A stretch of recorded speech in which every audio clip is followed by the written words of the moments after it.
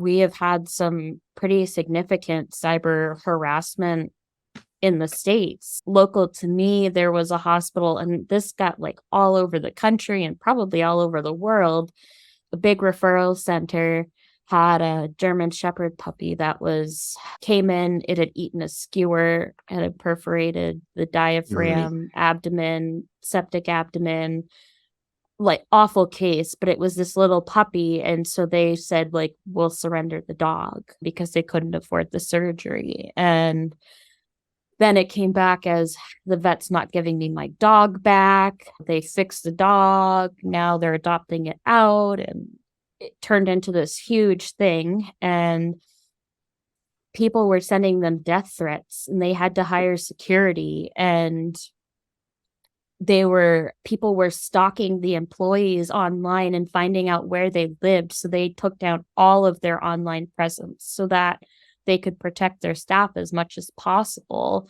And like, people didn't hear their side of the story for like a week or so. And in the meantime, we're just viciously attacking them. And eventually they released a statement saying, hey, this is what actually happened. This person brought in this sick dog. They couldn't afford treatment. We agreed to surrender. They agreed to adopt the dog out after. And this was a conversation that we had. And people were like, oh.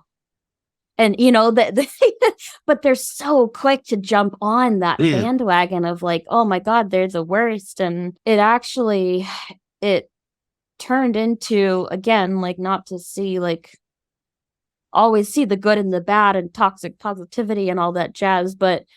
And that hospital said that was horrible, but we had a PR team and we had lawyers and we had the funds to hire security and we had the funds to be taking care of this and making sure everyone was okay. But like, what about small clinics that don't have those resources? So out of that, we formed the cyber harassment task force. So now when there is a clinic that's going through a situation like that, it can be reported to us. We can get them the tools that they may need and lend any helping hand.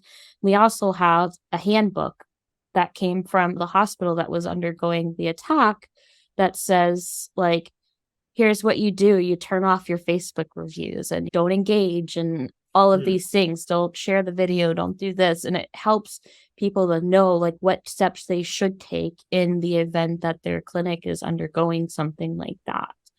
Oh, that's been a really nice resource to have. And it's something that we unfortunately see a lot of. And, you know, it just takes somebody going through a bad time already. And then to have, like, God forbid, like if it was a case gone wrong, like I'm sure that feels horrible already. And then to have people with their pitchforks coming after them, like just insult to injury, right? Like it's, I don't think people realize how much we take on ourselves. Oh. I'm like, I'm probably beating myself up more than anybody ever will.